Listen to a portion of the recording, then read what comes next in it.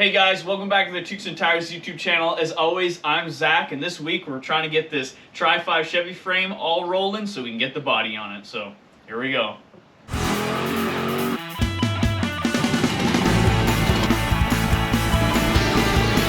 Hey, is that Timmy's? Yeah, because we're in Canada. Okay guys, welcome back. Last time you were here, you saw us gathering up all these parts from all our junk piles that we have around the property, of all the gathered parts from what I've had, what I've got, and what my dad has for Tri-5 stuff. And we brought the frame into the shop. So we're gonna try to, hopefully in this video, get this thing completely painted, get all the suspension stuff onto it that I have. Still waiting on some parts. Gonna be coming in a couple days that I'll have to pick up. But hopefully we can get this thing rolling so that we can get a little closer to getting that car or the body onto this frame. So what do we got to do? We got to, these original motor back tranny mount things, you know, there's no cross member back here, so that's what they used to have. We're going to be cutting those off. Brackets for the original clutch stuff we're going to be cutting off.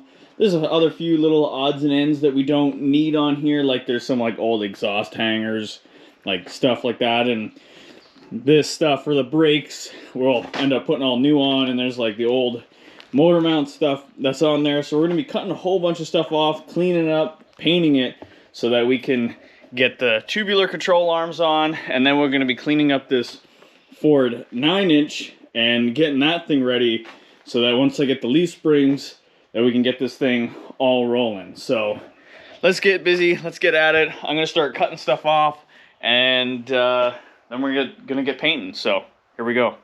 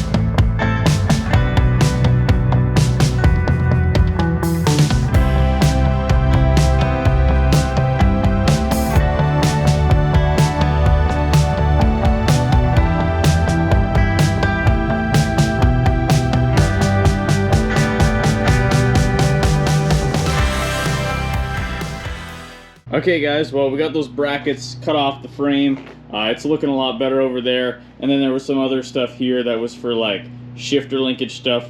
We got that taken off, and I started cleaning it. Obviously you can see from all the dust and dirt and grime, like there was some stuff on there that was like an inch thick of like grease, but kind of preserved it. I mean, the rest of the frame is in really good shape. I just have to finish wire wheeling this just a little bit.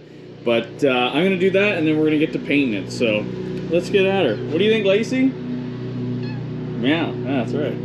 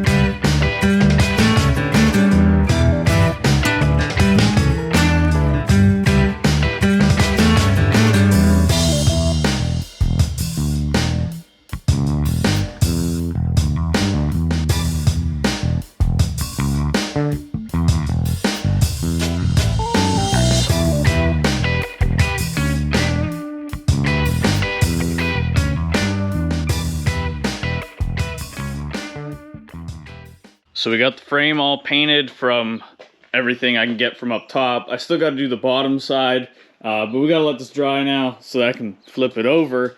And while I was waiting on that, well, after I finished that, I started painting the rear end. We still got to cut these perches off that, like, for the leaf spring, and we're going to put these ones on for now. But I figured I'd rather just touch it up and then, you know, tack these in place once we get to that stage. But now we're just waiting on paint to dry, and we'll come back to when I figure out what we're doing. So here we go.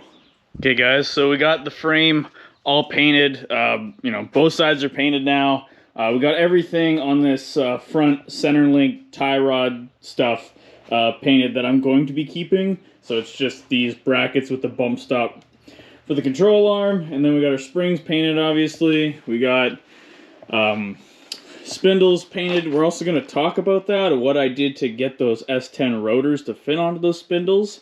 So when we get to that point, I'll show you guys. But we got some packages in the mail, some tubular control arms, so I think we should open them up and take a look at them, because I think that's what we're going to move on to next here. Getting this front end all set it up so I can put some wheels on it, and then we're going to jump onto the rear end and put some stuff onto it so that we can start grinding those perches off, because I kind of want to close it up so I don't get any dirt inside of it. So just from a local speed shop close to here, I picked up some bolts for the 9-inch to put my center pod in and the axles and stuff. So let's get open these boxes, and then we'll get putting all these goodies on. So here we go. So we'll open box one here. So these should be the lowers. My dad's bought the exact same ones for his car. So yeah, I already know what they look like. Basically, I bought them because I knew what he bought. So from China, but I mean, they're so cheap. Like, they only cost, I think they're like $300 or something like that for the uppers and lowers. So I don't know. You can't beat that. So, you know, we do what we got to do to save some bucks around here. Look at all this packing on this thing, huh? Holy Toledo! You can see the grease already. These are pretty beefy. Comes with, I'm pretty sure, everything on them, even the hardware to bolt them on, the grade 8 hardware. Don't know what side this one is, but they're massive, like super heavy. Yeah, I don't know. Got grease nipples on them for greasing and stuff. I think they're like nylon bushings in there or something like that.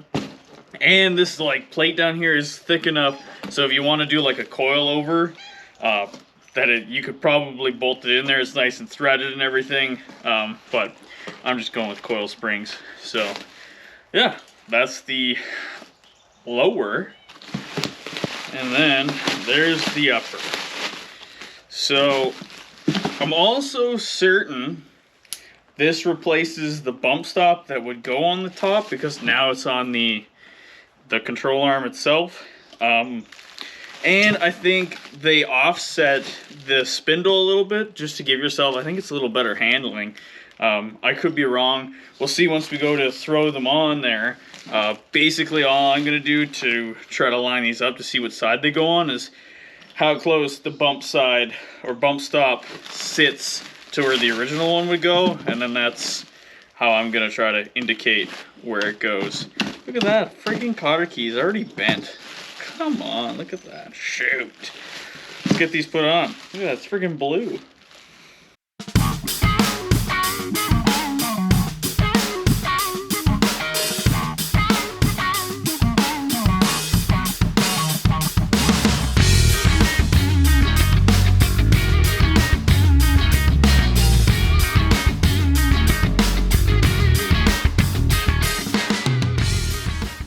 So we got those control arms on there. I know I showed bolting them in, but I didn't show putting the spring in. Obviously, the only reason I didn't show that is because me and Dad did something kind of sketchy, and I don't want people to recreate that.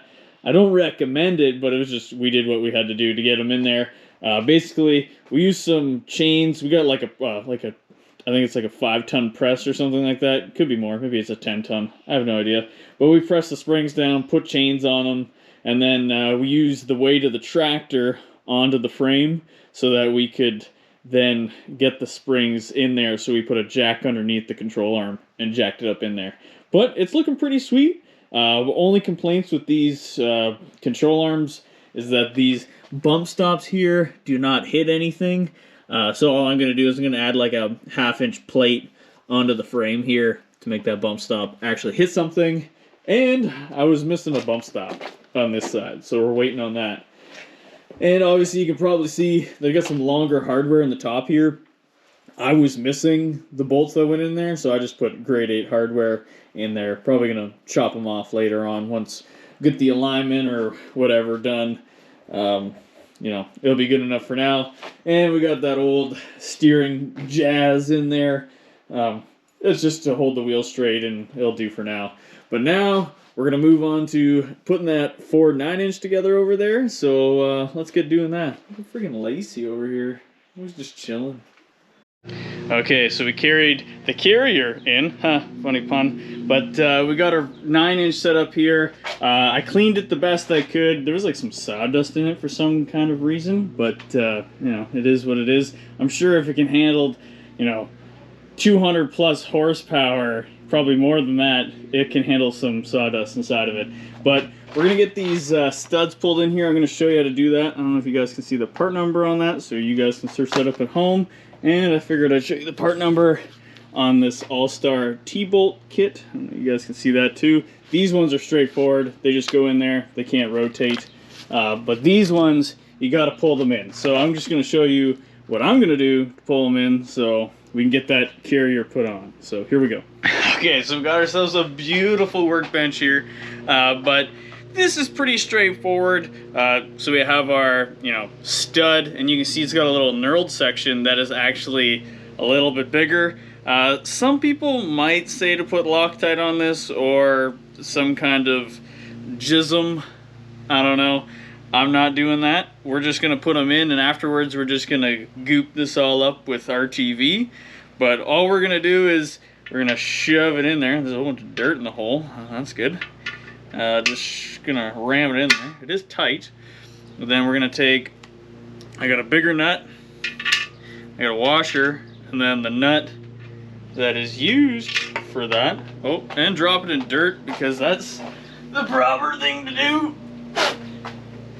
Not sure if this is like a locking style nut on this. It does come with I think it's a lock washer or something.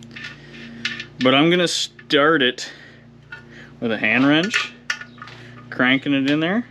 Some people probably might say to crank it in all by hand, but I'm lazy. We're just gonna use the impact.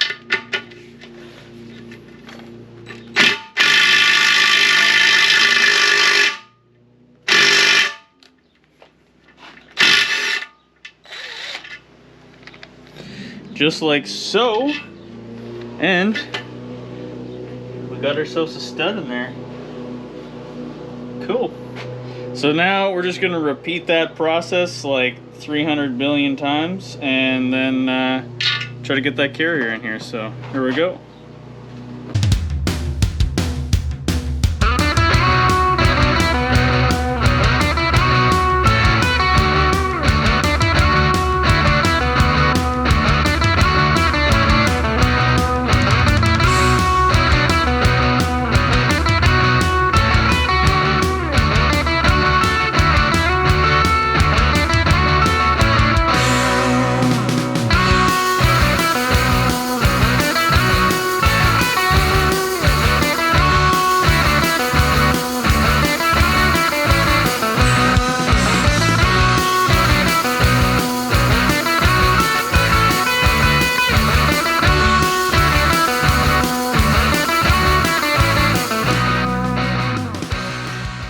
So we got all those bolts in. I ended up just using just a little Johnson bar with a socket on there.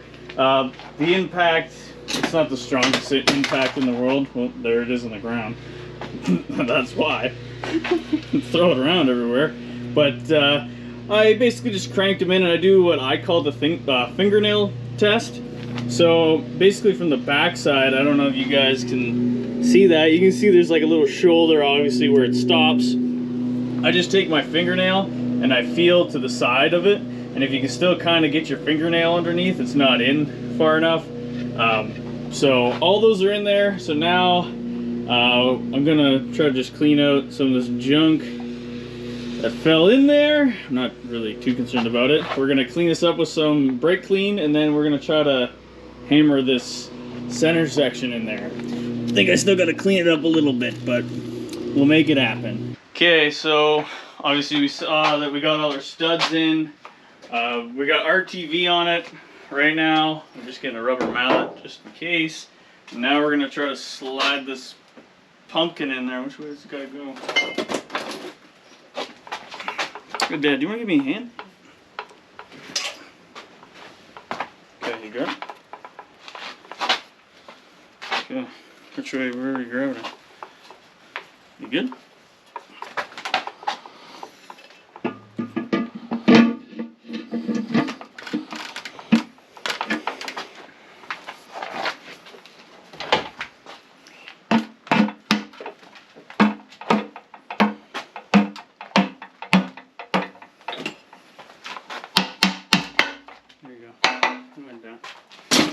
Cool.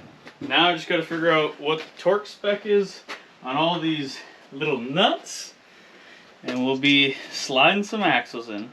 So we'll come back because this isn't exciting. So we got the axle all put together. I'm undecided if I'm gonna re-drill these myself, because obviously this will be like a small forward bolt pattern. This one's also kind of tight for some reason. I don't know why. But it'll be a small Ford bolt pattern, and obviously I'm going to want to change it to small Chevy. So I'm going to decide if I'm just going to get new axles or we're going to drill those. It's to be decided. Also painted up this center section. Friggin' wrecked my friggin' shirt carrying it down here, but I mean, it is what it is. What do you think, Lacey? Nothing? Okay, but I mean, got her all painted up black now. It's looking pretty good. But all we have to do is these perches that are on here, because I'm most likely with the frame, I'm going to go with a 4-link kit, but obviously for now we're putting it together with leaf springs, but these leaf spring perches aren't going to work. So we got these ones, so all I'm going to do is cut those off, and then I'm going to check the pinion angle from these leaf spring perches, just so that you know, I can see roughly what it is, just so we get it kind of in the right position. But we'll get those cut off, and then these hopefully tacked in there or just setting in there, because we'll figure it out. But I'll get those cut off, and then hopefully we'll be able to stick it in the frame. Not likely. What's happening, Lacey? Alright guys, well, we got this rear end all put together. You saw us do that. You saw us get this frame all together. I'm still waiting on my leaf springs, so we won't be able to get everything all put together. And I still have some things to do yet, like cut these perches off and figure out if we're going to get new axles with Chevy bolt pattern, or if we're just going to go with these and get rims that can adapt onto that. Let me know your comments on that stuff, guys. Really looking for input on that, if I should just get axles so it's all the same bolt pattern all the way around, or I don't worry about it. I want your guys' experience on that. And just a quick thing I know we were going to touch on is what I did to get the S10 rotors to fit onto these factory spindles. And it's pretty simple. We're going to do in a later video when we go to do brakes and stuff like that. I will also show how we did that to get that to work. But basically, we use the bearing from the S10 rotor on the inside. It works perfectly fine on the shaft. And then I'm still trying to hunt down a part number for the seal that I have to get to put in there, just because the seal on the S10 one, the diameter is a little bit bigger on the inside, and we need it to be a little bit smaller by, I think it's like 1/8 of an inch. So I'm still trying to hunt down a part number for that. A 1/8 washer has to be made just to space that off so that bearing will ride straight. And then you have to replace the bearing up front, because on an S10 spindle, The shaft is also a little bit bigger, and we need it to be 3/4. And this is the bearing. Hopefully you guys will be able to see. Here, let me go to some light here. Hopefully you guys can see the part number on that, but it's, I think that's is that a 4 or an A? Can't really see that. But anyways, it's whatever that is, and it's T-LM11949. That's the bearing number anyways, and that just makes it so that it's a 3/4 inch shaft instead of the other one, which I think it's a 7/8 for the bearing that's supposed to be on this S10 rotor. But that's the one you have to run to make this setup work. I will explain it a little bit better once we, you know, actually start doing brakes and stuff on this. This is just to get this rolling for now, but I'm pretty happy with everything. Hopefully, in the next coming weeks, I'll be able to get this together so that we can get the frame rolling. But let me know if you guys want to see a video of us take all the junk out of that car, because there is a lot of stuff in there. And I think the next thing we're going to be jumping on is body work on the Blazer. So hopefully we can finish off that video and get you guys a video of the Blazer. But I think that's going to do it for now, guys. Thanks for watching as always, and thanks for subscribing. I really appreciate that. You guys are the best. But we'll catch you guys next time, and don't forget to salute the beaver.